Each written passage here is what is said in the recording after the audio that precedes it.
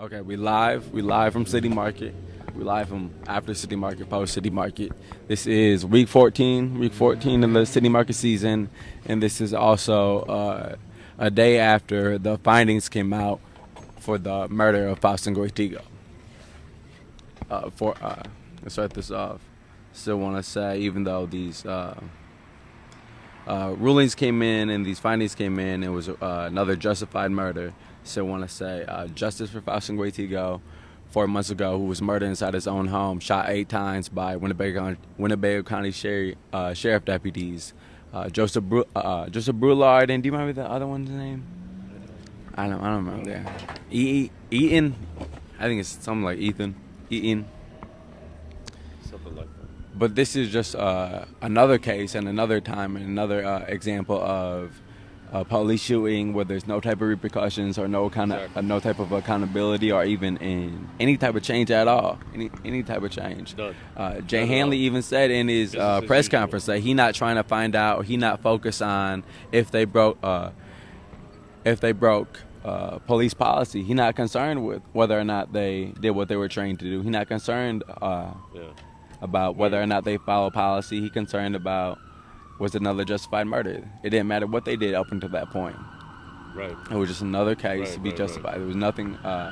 So we get to a point today where every police shooting, every in custody death, every death inside the Winnebago County Jail has been ruled justified. Right. Since 1990, Right. Almost two a year. Almost 2 a year since 1990, and they've all been ruled justified. Right. So now, just another reinforcement of, is there anything that would be an unjustified shooting? Exactly. Why hasn't there been one in 30 years? How many things can you do perfectly every time for 30 years? That's an amazing track record. Unbelievable. Phenomenal track record. And we know that just can't be true. That none of Obviously. as a matter of fact, none of these shootings are ruled justified. It speaks to the nature. It speaks to the nature of the corruption of Rockford.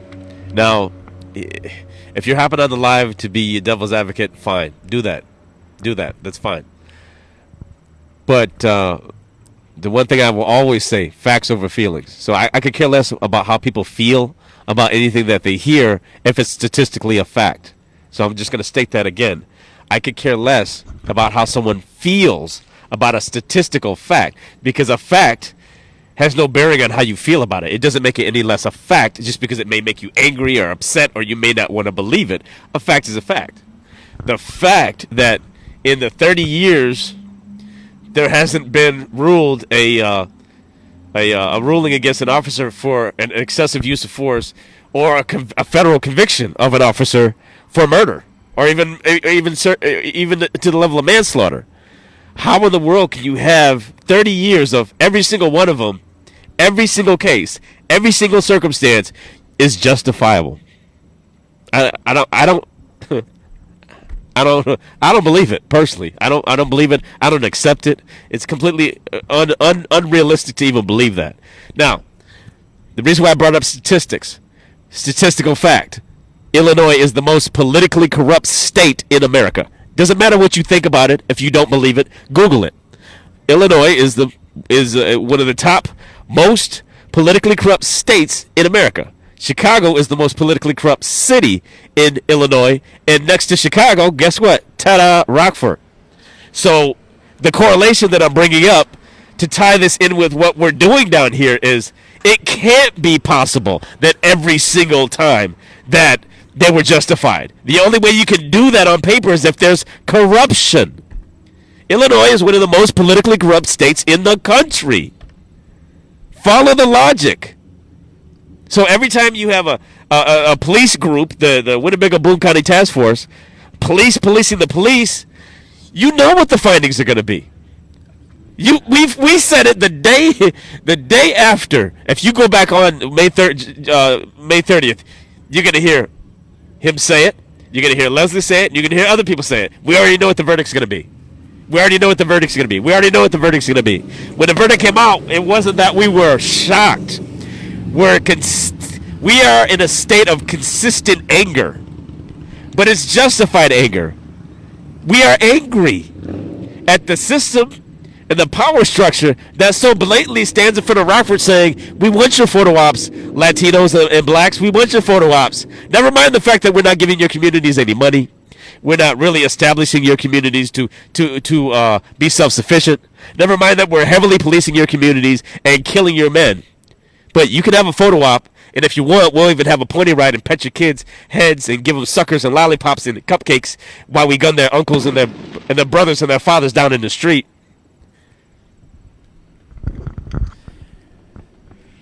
It's fireworks. You seen the fireworks? Man, that's crazy. But specifically, this city market was. This one was very interesting. It was very interesting. It was very interesting. And if even though it justified ruling a day after that type of emotion still with you and that type of thoughts is still with you, and your thoughts and love is still sent to the family and the widow of Faustin Guaitigo, and the loved ones and family and friends. But in general, I feel like we was to take that energy and gather that energy and really produce it into a city market to where I felt like overall it was a win. Yeah. I feel like overall we came out there for a specific message. We came out there to tell people about the police terrorism and the racial injustices going on in this city, making sure that people know that Jay Hanley said that he expect Brulard to go back to work today. Right. Go right back to work. Go back to work, no problem. No type of problem, no problem. Oh, he back onto regular patrol. You partake of that extra bonus that everybody else got through the police union. You get more money too, even you. And to think that all this time he didn't miss a paycheck, he didn't nothing at all happened to him. Nothing. Now he back to work, and he has seen that. Okay, I can murder somebody. I can shoot somebody 7 times. And what can't I do? Right, and again, right. I like to say a month after Dominic Rigonese shot Tyrus Jones, just a month after that, he participated, initiated the assault, and Denzel Duvant. Exactly, because if I may, they know the precedent that's set, and you can see it in Jay Hanley's eyes because he understands it. Someone broke this down to him, and I'm breaking it down to you who are watching. Watch this. If you Google the PDF of the RPD handbook, you're going to find there's a provision that states an RPD officer, can use deadly force based on his perception of a situation. That's why if you go back and watch the footage of Jay Hanley, he said, beyond the body cam footage, we have to factor in the perception of the officer. So what he's clearly understanding, because somebody in a legal environment had to have discussed this with him and said, this is how powerful this is. An officer's perception to explain his way out of killing someone so that he doesn't get charged with attempted murder or manslaughter, it all comes down to his perception. So all we have to do is craft the case around he felt that he was fearing for his life. Meanwhile, he has a vest on, high caliber vest at that, not like just a 22. It's not a basic vest. For those that you don't understand the type of vest that police officers have, it can withstand more than a 22 and a knife. It can withstand more than that. It can withstand a lot more firepower than that. So for them to say, I feared for my life with a vest on, a taser and a gun, trust me, there's so much involved with the lie of I felt fear for my life. It just becomes a legal means to say it and not go to jail. Because they don't have to prove, it doesn't have to be proved outwardly that he's telling the truth or that he's lying, because it's subjective to what the officer says in that moment. If the officer literally punches someone and they retaliate and punch him back, all the officer has to say is, I feared for my life. Doesn't matter that he acted out of his position or acted out of protocol. The fact that he defended himself with deadly force is what's going to justify his means of not going to prison. That's why you have case after case after case in Rockford where these officers are not going to jail. They're not getting hit with manslaughter. They're not getting hit with felony murder charges. They are able to pinpoint through the lawyers that they have the law that states based on the perception of an officer. Understand what I'm saying? Because anyone that says you have a First Amendment right to free speech and you have your right to bear arms, listen to what I just said. This is not just a black issue. This is an American phenomenon. An officer can gun you down based on his perception of threat of death. So everybody out there who's gung-ho about your gun, your American rights to bear arms, if you have your right and you even show an officer your FOID card, understand that you think you have the right to bear arms. But if an officer wants to use his perception to gun you down, even with your FOID card, how much of a right to bear arms do you have when an officer can kill you? Think about that. Think about what I just said. How much of a right to bear arms do you have if based on an officer's perception of a moment that you can show him your FOID card? You can have a gun in your car, and the moment you reach for the FOID card, he can say, I feared for my life because this person told me that they had a gun in the car. So anyone that thinks this is just a black issue or just a Latino issue or just a minority issue, it's not. It's an American issue. It's a human issue. It's a human issue because what it does is it puts the officers in a very dangerous place where they are above the law. They apply the law to us, but this provision places them squarely above that law where it doesn't apply to them. If I took someone's life right now who was stabbing me to death and they yelled out, if you do not kill me, I will bleed you like a pig, and they're stabbing me and stabbing me and stabbing me. If I take that person's life on this live, I'm being graphic for a reason. If I took their life to defend my life because he's saying I'm crazy, I'm certifiably crazy, just broke out of the hospital, and if you don't kill me, I'm going to kill you. I'm not a bloodthirsty type person. But I'm not just going to let someone take my life. And I'm using this because I want people to think about this. I want you to critical think. If someone tells me that they're going to kill me before I kill them, as a citizen, if I take that person's life in self-defense, I'm still going to be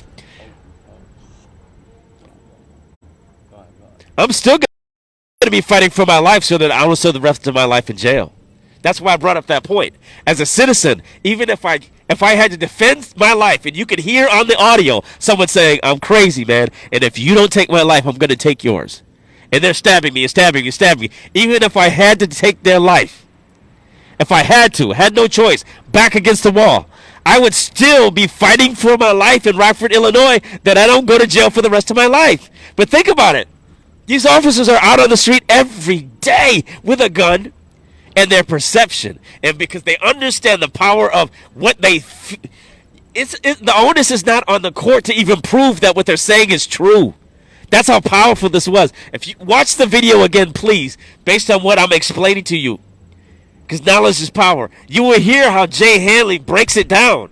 He said it's not even about what the body cam footage is showing. It's about the perception of the officer in that moment.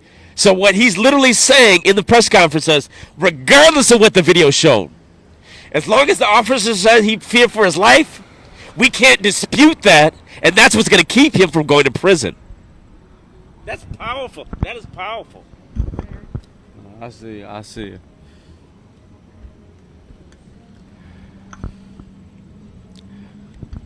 And it just make you, damn. It's powerful. It is powerful. It's powerful. It literally puts them above the law. And for anyone that doesn't believe me, start doing this when you see an officer. Look them in the eye. The eyes will always tell you the truth. When you look at them in the eye, you will see. I'm talking about ones that are out there and you know they're out there and they are proudly cracking heads. Those are the ones. Look them in the eye, and what you're going to see is their acknowledgement that I'm above the law. The law applies to you, but not to me. I'm above the law. I'm above it. My job is not to serve and protect. That was marketing. My job is to uphold the law. Why? Because when I hold it, I apply it to you. I apply it to you, but it doesn't apply to me. It doesn't apply to me. It applies to you. So I'm using the law against you. Anything you say can and will be used against you in a court of law. Anything you say can and will be used against you in a court of law. Let me say that one more time. Anything you say can and will be used against you in a court of law. You have the right to attorney. That's why they say you understand your right, because if you start talking now, this may hang you. because we're going to use everything you say against you. So you might want to stop talking and get a lawyer. That's the nation we live in. Now, making it personal about Rockford, I want to say this. I'm going to pass you back to Mike. I just want to make this observation. You're good. For everyone that's saying that they're a social activist, I'm going to say this again, and I'm going to keep saying it. For everyone saying you're a social activist, the findings have been dropped. Where is the public outcry? Where are the lives? And I don't want anybody to take this personal. There's power in numbers. We are doing what we're doing. I want to tune into somebody else's live and watch what you're doing. I want to hear you speak. I want to hear your anger. I want to see your passion. Where's the anger? For all the social activists in Rockford, where's the anger? Where's the lives? Where's the footage? Where's the marching? For all the pastors in Rockford, where's the lives? Where's the footage? Where's your social media? How can I follow you? How can I help support this cause? Because it is a unified cause for all of us. It's a cause for all of us. I'm not coming at any pastors. I'm not coming at any politicians. I'm not coming at anybody. I'm not coming at anybody. I'm not out for blood. What I want to see is unification of a common cause, that we are all under fire. We are all in the same boat. This is not a dig or spit in the face of anybody. I'm just saying, if you are angry, make it vocal. Make it visible. Because we need to be galvanized. Not next week, not next month, not next year. We need to be galvanized now. We got two more verdicts to come out. 2 more verdicts to come out. 1 in 3 weeks, and then another one. Yep. Justice for Jose Gonzalez Jr. Justice for Jose. And that's why I'm saying. That's why I'm so passionate about this now. We need to galvanize now. Now. Because, and this is something that this man said, and it stuck with me the moment he said it. How many more people? During the press conference, he said this. During the press conference, the day the verdict dropped. How many more will it take, Rockford? That hit me deep. How many more? That was a literal question, Rockford. When he said, how many more shootings will it take for you to rise up? How many more? That's a legit question. How many more? Does it have to be so personal that it has to be your own brother, your own father, your own uncle? Does it have to be your own flesh and blood to say, now I care, now I'm concerned? This is something that we need to really grab a hold to this summer and this year, because every verdict sets a precedent in our community. Every verdict against the community is a win for the police. And it just emboldens more and more officers to say, well, if he did it, I can do it. If he got away with it, I can do it. If he shot him 7 times, I can do it. As long as I use deadly force and there's only one side to the story because the other guy's in a coffin, I can do it. But again, we got to make sure we say this point, that it's not just specific to individual officers, and it's not just absolutely, it's not just Joseph Boulard. It's not like if they was to fire him, it would fix everything. It was exactly. Same with Dominic McNeese and same with Owen McGinnis, because we know for every it's a system, it's a culture, yes. It's a culture of impunity that is within all police departments. It is definitely all police departments system. That it's a system have the whole system is a problem. The system of policing will always have that culture of impunity, to where an officer, it's a situation in Rockford where police officers use some type of force up to 2,000 times per year. Right. Up to 2,000 times. So if you was to break that down, that means 3 to 5 times a day. 3 to 5 times a day, somebody's being brutalized by a police officer right in Rockford. Right. That could be right now. That could be 5 minutes from now. That could be 2 a.m. in the morning. Going down the street. Last time I was in jail, I heard about 3 different police raids that went down. Wow. 3 different, just recently, all recently too. So we, as much as we're saying justice for Jose Gonzalez Jr. and justice for Faustin Tigo and justice for Raymond Jackson, we also want to say justice for the people who are just brutalized on a daily basis. Justice for the people. I heard a case about a little over a month ago of somebody who had been tackled outside this bar by a police officer, slapped a couple of times by a police officer, and that's just a normal day. Same with and that the levels of force they vary. It's not like they're all small cases. Denzel Dupont, nobody missed a day off work for Denzel Dupont. It's a normal Tuesday for Dominic Benitez. A normal Tuesday. Right back to work.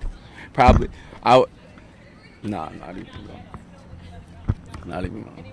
But this, again, I want to get back to this city market though. This city market, week 14, August 20th. Is it 20th? Is it 20th or 21st? Oh, I think the 20th. What do you? 20th. So we again. My fault. I was trying to get that. Walk the crosswalk in that's Markket and First, right? That's Markket and First. Yeah.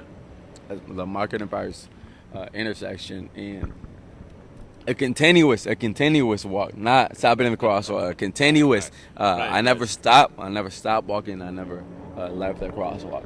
So legal. Everything we did was legal. Everything we did.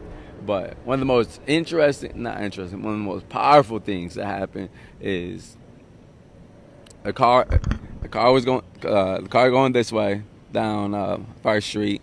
It was one lane, but it's two lane. Then it was a long line. Then cars from that lane started getting to the other lane, going into traffic, the opposite, the wrong side of the street. And as soon as those cars had went to the wrong side of the street, a car had pulled up to go to that side of the street. The more it was a whole backup all the way down. Some people said it was down all the way down by Woodfire, all the way down by Altamori and things like that. I couldn't believe it. That was crazy. That was one of the most craziest things I've ever seen in my entire life.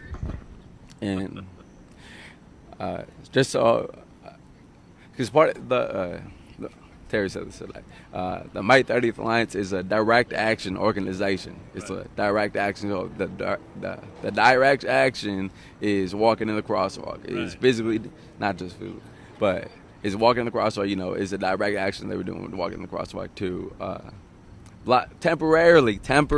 temporarily block traffic. Temporarily, not more, not even really block it. Just legally walked.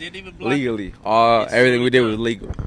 Walked inside the crosswalk. A couple moments to idle before you safely go to the intersection. It wasn't blocked at all. It was just slowing down the traffic to obviously so that a person couldn't be hit. But the point being made, I mean, even to this point, there was a lady that rolled out her window and made it a point to yell over to me, "I support you guys," and she threw up her little fist. She said, "I support you guys," blonde lady with glasses, and she's sitting. I don't know if it was her mother or whoever she was sitting to. She wasn't that old. She's probably in her early to mid 20s. I marched last year with BLM. I support BLM, and I'm thinking, okay, I understand what you're saying, even though that we're not directly members of BLM. I understand. I understand what you're saying. You support us, but then I'm thinking, do you understand what that means? Because supporting us is not just going out and protesting. Supporting us means getting involved when you see injustice, getting involved in being vocal. You marched once last year, that's great, but I'm black every day. We are what we are every day. Every day, all day. So the fact that I'm just saying this for a point, for some people say, but I marched once with you guys. Hey, listen, what we're working on is it's a marathon. It's not a sprint. It's a marathon. So we need the help, but we need consistency of help. We need the consistency of the help because we need your presence in City Hall in the meetings. We need your presence in the county meetings. We need your presence when there's representation, when there's laws passed, when there's injustice like this. We need you to be vocal. voice your concern. It means nothing substantial for someone to walk up to me, nudge me, and whisper to me, "I support you." What they did to that man, I watched the press conference. That was horrible.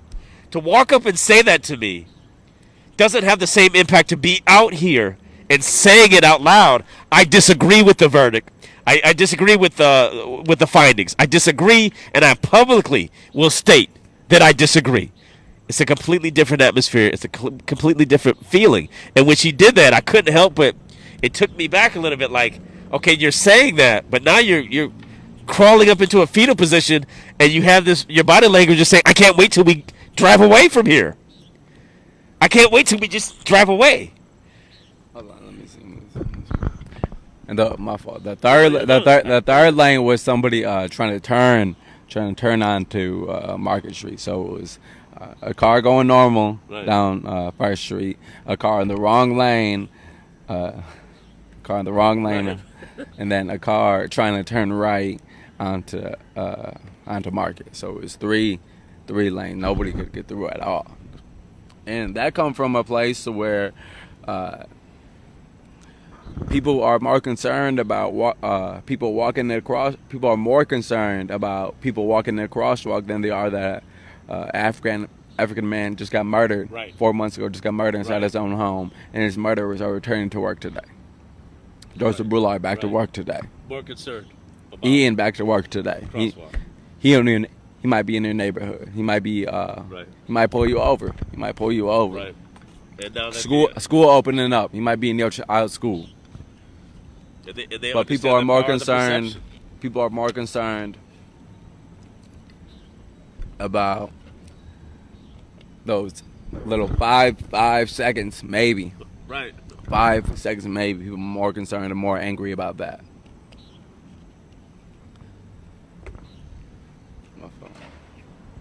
And I did. I thought I had it with me. I did get a noise citation.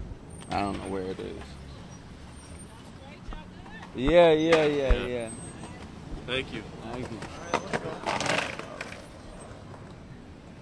Have a good night. Have a good night. Yeah.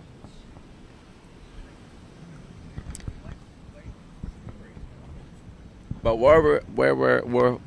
I'm be honest. I'm be fully transparent in the way I think. Before today, yesterday, I was kind of thinking and debating. We were all thinking and talking about should we go back to the ledge? Should we go back over to where the ledge is that is still outside the City Market permit area?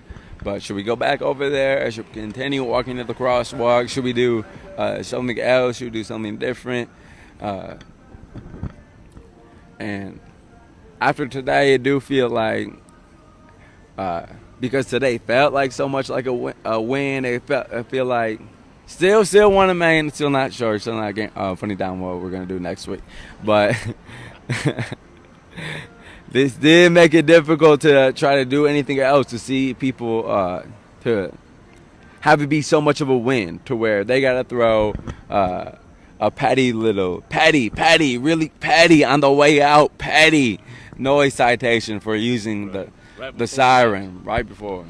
A petty noise citation. But again, me getting a noise citation for using the siren, that's more of a consequence. That's more of a punishment than anything that happened to Joseph Bullard. Right. I'm punished worse for using the siren. Using the siren to talk about this officer that just murdered somebody. Right. To inform people that there's this officer who just murdered somebody, who just shot somebody 7 times going back to work today. I'm more punished. We are more punished as a whole. We are more punished as a whole than the cop that just killed somebody. The cop that now again, to go to the point to where take me back to my the bond hearing I just had, when they raised my bond. Take me back to where you'll be punished. You'll be brought for this type of place where you'll be punished. Right. Then they're not trying to fix the racists in this No, city. not They're at all. not. They're working for the racists in this city. Exactly. They're working for the racists in the city. So you'll be punished for talking about the racism in this city. You'll be punished for talking about the police terrorism in this city. Right. You'll be punished for talking about the racial injustices that go on every single day Right. in this city. And these things are very unique to Rockford. You know, very unique. Rockford is it's a different type of police terrorism. It's a different type of racial injustice. It's a different type of all the way around. It's Right. different. It's, It's very, very- unique. It's very unique. Coming from New York State, I will say this: it's a different flavor of racism here, and what I mean by that, it's not the Southern blunt racism of "Hey, boy, let's not catch you outside after 9." You do understand that our community, you can drive through, but don't stop. It's not that type of racism here. It's the smile in your face and yeah, I'm working for you, or I don't have a problem with black people, or I don't see the problem.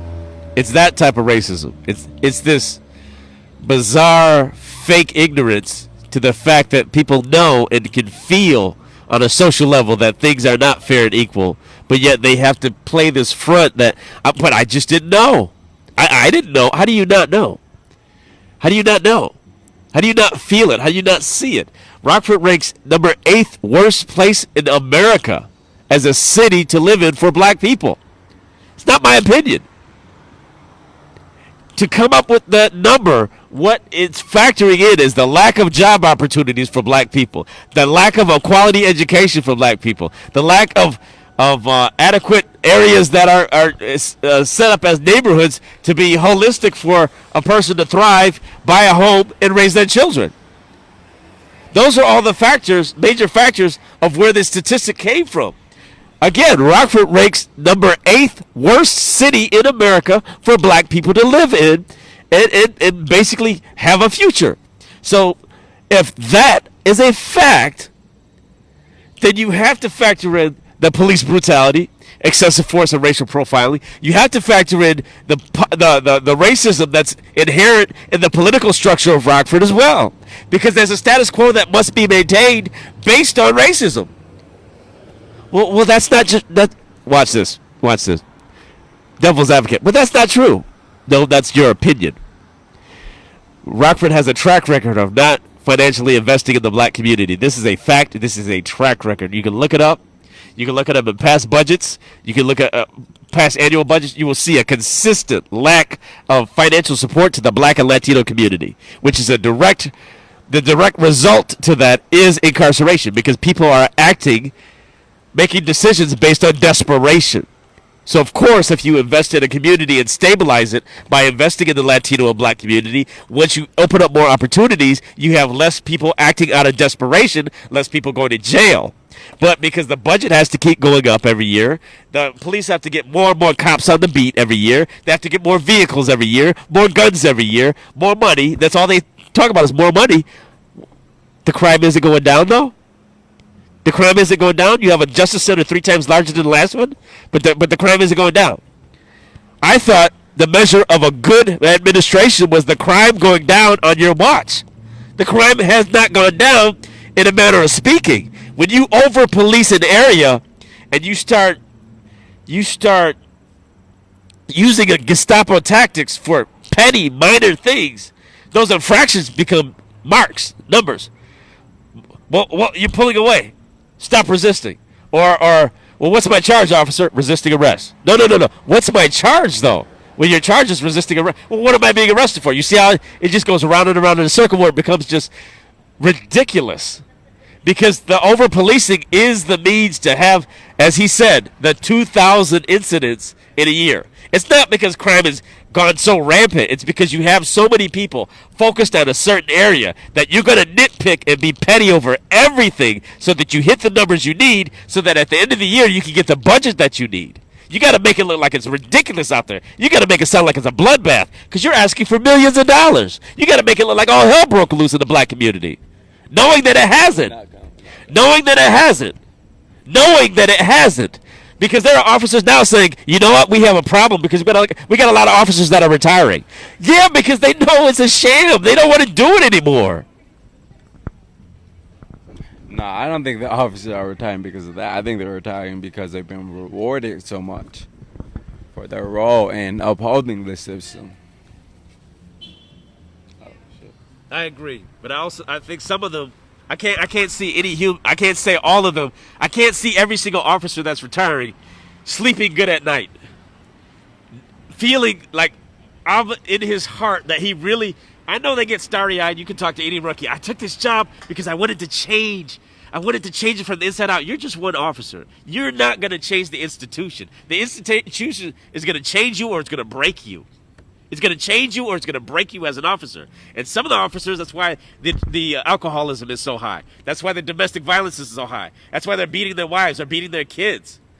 It's manifesting itself in other aspects of them not being able to fathom what they're doing and still justify that they're right in doing it. It's affecting them. And this go back to a thing that it said, City Market got attempted murderers working for them. Andrew Steele, shot somebody, I believe about a decade ago, maybe less than a decade ago, but shot somebody while they was walking away. Multiple yards from him, just walking away.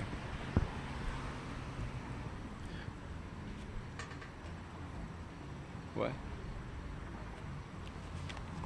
Okay.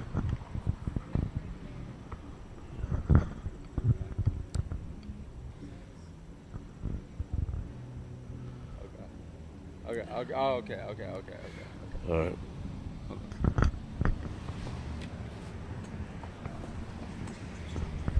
But again, that go back to the point to where Andrew Steele is another cop, cop who has been allowed to shoot somebody, attempt to murder somebody, and just go back to work. Right. So that make you think that how many of these uses of force a day are his? He willing to shoot somebody while they're walking away. How many of these use of forces are his? Right. And that. How many of the but that comes from he can be in that place because he has been enabled, right. Because he has been empowered, because right. he's almost been being a police officer necessitates the use of force. It necessitates violence. That's exactly what they are, the violence workers. Right. Their job is to orchestrate. The whole main goal of their job is to do violence, right. to strike some type of violence with somebody. And if I may, just to show, to prove what he's saying with this verbal trick, officers, and this is a proven fact, officers when they engage people, more often than not, when they engage a Latino or a black, they say, license and registration.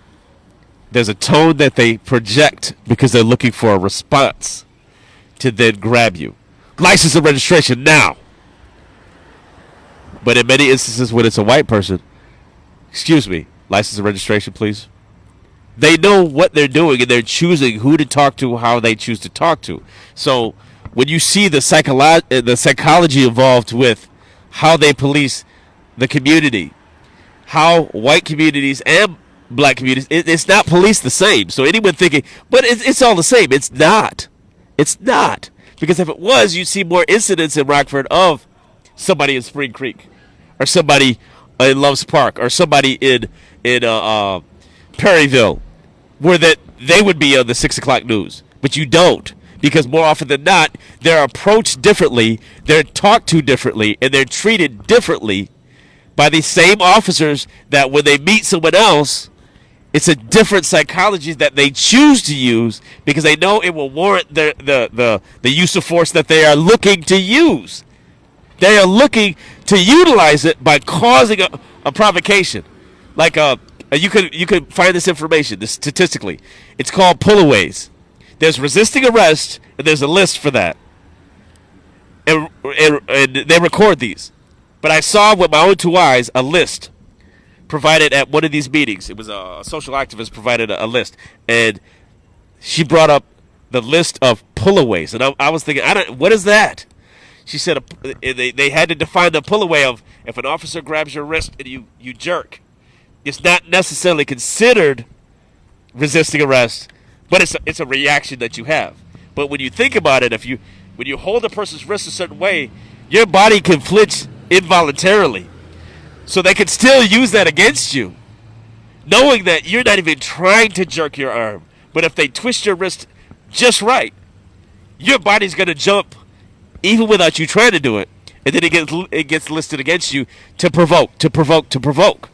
And this today with the cars slowing down, you could see in people's eyes saying, "Oh man, I'm being inconvenienced. I'm being inconvenienced right now." And they're just blanking out. I'm being inconvenienced.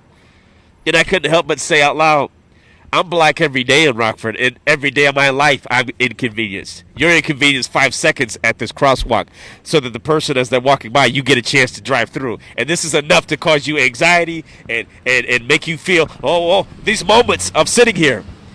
Being black or Latino in Rockford, what you may have thought you felt for 5 seconds is what we feel in our lives. Because it's not a circumstance of anything that you do.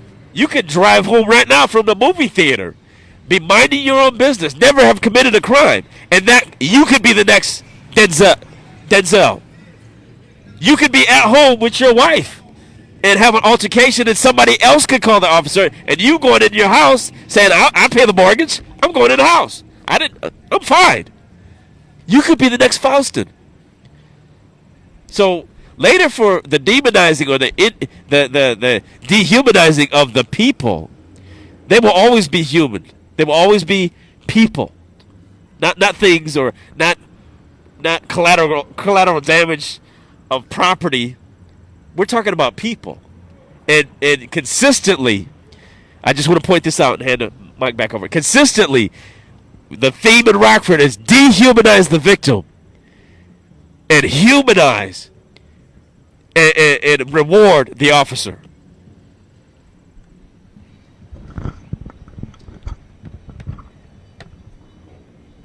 And again, we should say that Faustin Guetiga was not found guilty on any type of crime. Exactly.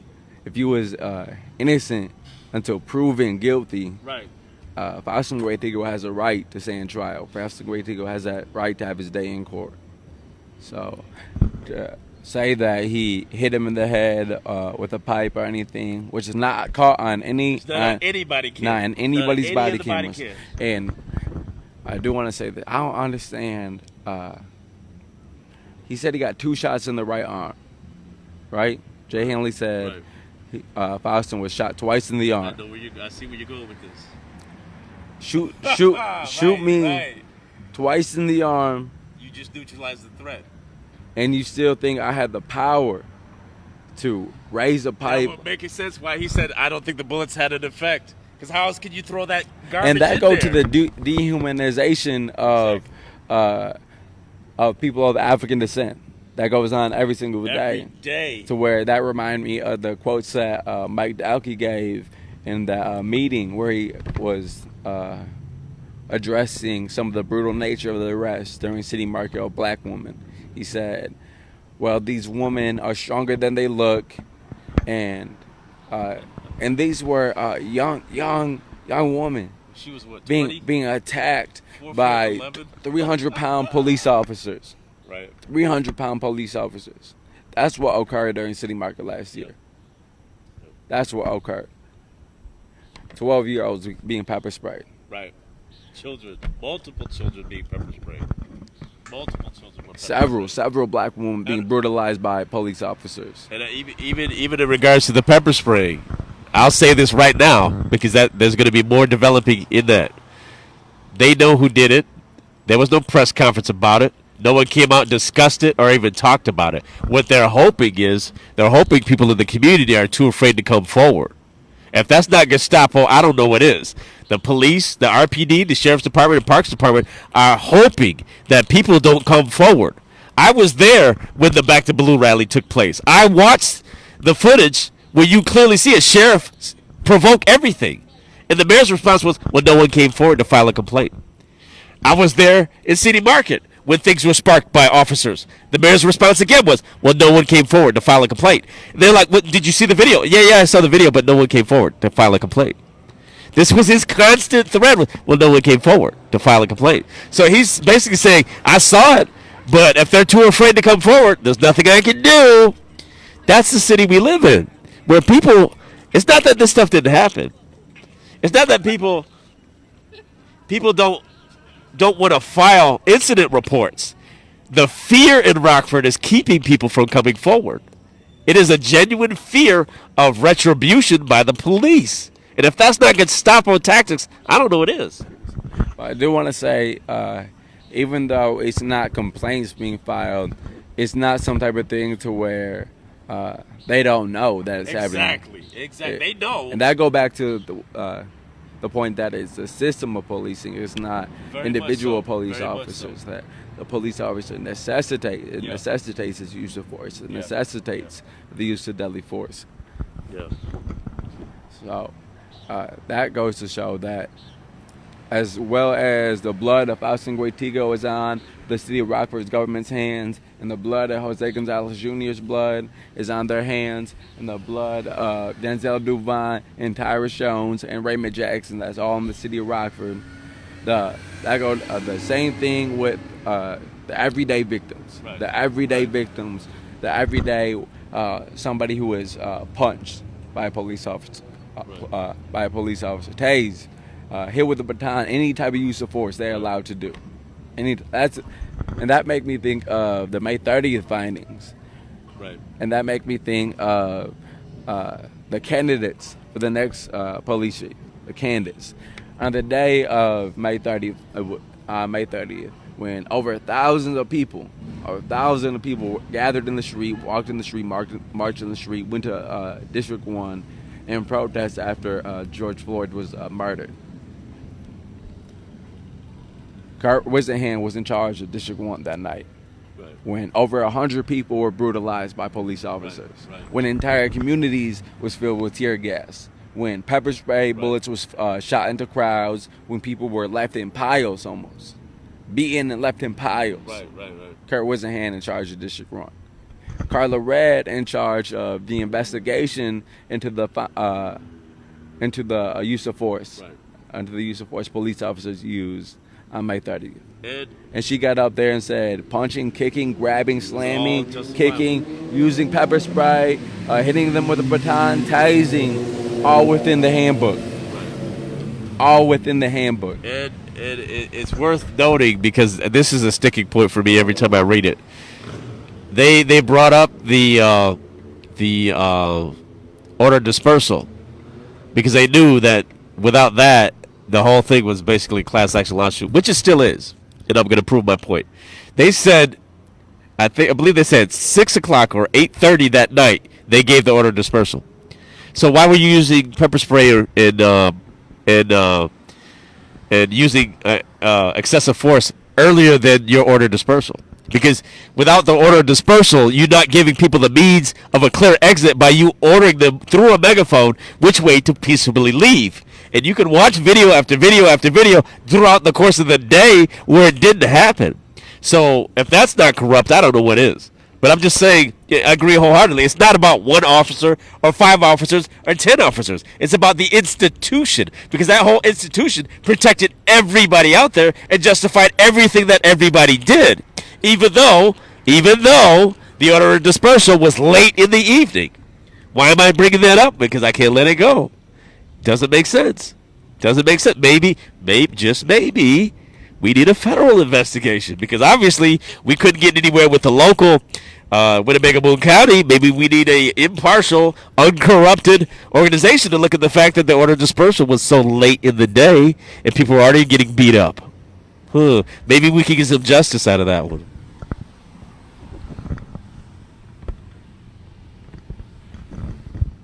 But again, I do want to say that Kurt Whisenhand, who was in charge of that day, when people had their people had their car doors broken into, Yeah. yanked out their cars, Yanked out of the car. and beat by police officers. Thankfully, I believe a good portion of those cases have been dropped, but that doesn't help fix the traumas of that day. Exactly. That doesn't help fix the people who were assaulted, brutalized on that day, who for just coming out to a protest, Right. punished for just coming out to a protest. Even the children, especially the children.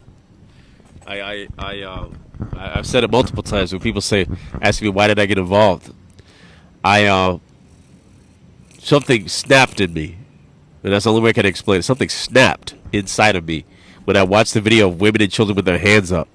You can't show any more compliance than having your hands raised over your head. And I'm watching officers walking towards them casually, and you can hear the people saying, "What do they want us to do?" And you can hear in the video, "I don't know." They're not saying anything. "I don't know." And they're saying, "Hands up, don't shoot." And these are women and children. Women and children. No order dispersal. No verbalizing of what the officers wanted them to do. They walked right up to them and just started pepper spraying them point blank right in the face. You can see it in the video. That's what made me get involved. I didn't need someone to break down the video to me. I didn't need a slow-mo. I didn't need somebody to try to explain it away. I watched the video, and I'm listening to children screaming because they didn't know what the officers wanted them to do. They were waiting for some kind of directive. They were waiting to be told which way to walk, which way to leave, and the officers did nothing except when they got close enough, you see their arms outstretched, and they just sprayed people right in the face. I don't need to hear from any politician how to justify that. Don't do that to me. I don't need to hear from any officer how you're going to try to justify that. Don't do that to me. I saw it, I watched it, and it changed me forever to see women and children treated worse than dogs on the street by police officers.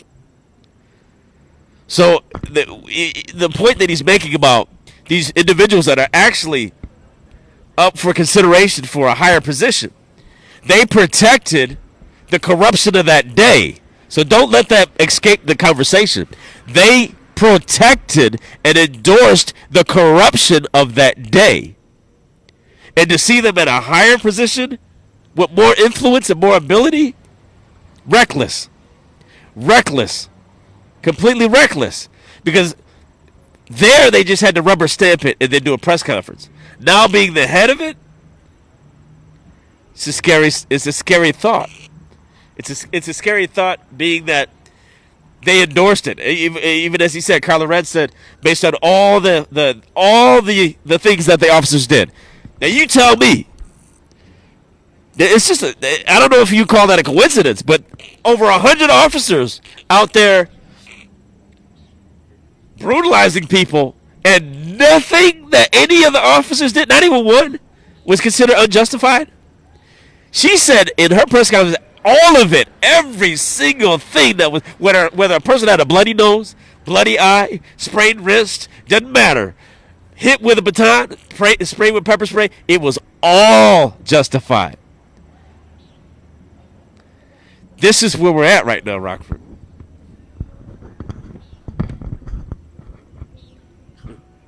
Have you seen any posts? Am I wrong on this? Have you seen any posts from Tom McNamara or Joseph Chiarelli? No. About the justified shooting? I'm gonna have to dig deeper just in case I missed it. Just in case I missed it, but I have seen nothing. I would have expected something posted formally so that all of Rockford would have the same way that J.P. Pritzker posts something and then we all see it, whether we want to see it or not. It's posted in a way where it's publicized so that it comes up on a social media feed.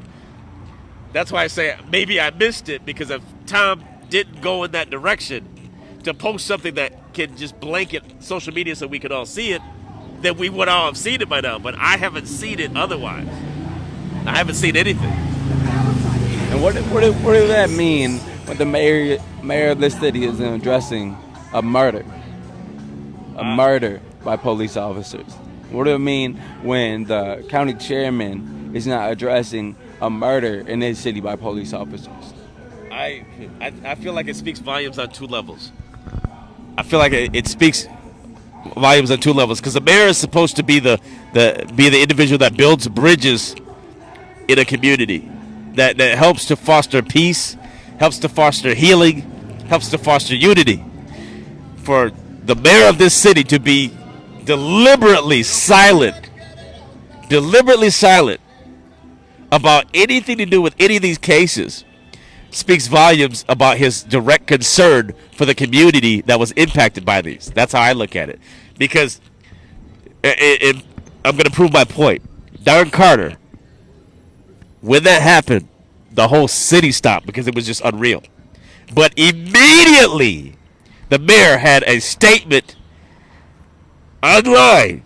But not only online, he showed up publicly at Darren Carter, physically, to make a statement there too. So it's proof positive that he, along with any other politician, can pick and choose what they're going to do and how they're going to address and what they're going to do to address the community at large. But I feel like it's a slap in the face to the black community and Latino community to not say anything at all. I haven't forgotten Darren Carter. And the more I looked into it, I said, what made this different? Something had to have made this different on a political level. It's because they held rallies, fundraisers there.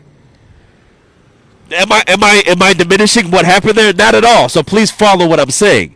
I'm not dehumanizing the people, and I'm not saying they weren't deserving of the mayor to speak to the families and talk about healing and talking about people coming together and even bringing up mental illness for the shooter.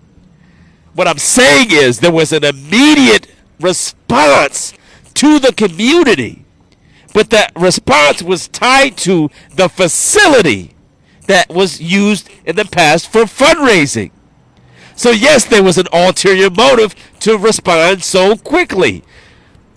Even in these cases, what would stop the mayor from saying, as a community, we've just dealt with a finding, but as a community, we'll rise above it. As a community, we will use this as an opportunity to speak and air out differences and make changes, sweeping changes in Rockford because they're needed. None of that rhetoric was ever spoken of. There's no major speech. There's no major push for a town hall meeting type environment where the police are there, the mayor's there. The mayor is not talking about change in Rockford on a social and racial level. The mayor is not talking about that. The police force definitely isn't talking about that. The city council is not talking about that. And the power structure in general is not having that. They're not even sparking that conversation based on the timing in Rockford. And that comes from a place where we got to make sure the reason the mayor not looking for a change because a change would negatively affect him. The reason he not looking for any type of change or any type of improvements or any type of restructurings or any type of abolition at all is because he knows that would hurt him. Absolutely. That would hurt him. That would hurt his position. Impact his constituents who are lucratively being impacted by the way things are. You can't change the status quo of Rockford. That's what we have to realize when, despite their cause and their type of misleading information to where they make you think and they make you look like they're trying to create some type of change, right. Look like they're trying to do these little minute small things. It's important just to say that it is window dressing. It is just, and that makes me think of City Market again, and the point to where why did it take these 12 years to finally get black-owned and minority-owned businesses? 12 years. Why it took 12 years to get some black-owned and minority. And I will say, 12 years where what people didn't see publicly was black people fighting behind the scenes to be vendors down here. That's what you didn't see. So the mayor and the administration saying, but look, we got all these black vendors. The black vendors were to push the main issue off the front page, which was about police brutality, racial profiling, and excessive force. This was never about black vendors and people protesting the vendors of City Market or them having more women. This was always about the policing in this city. So the fact that they threw that up as an issue, it shows that they always knew it was there. It wasn't advantageous to address it until they needed to use it as a put off for the real reason of what the protests were about. I've heard people tell me, I've been fighting tooth and nail to be a vendor down here, but I keep getting blackballed. I've been trying to be a vendor in City Market, and I can't get it. This is for years. So all of a sudden they make it easy as pie?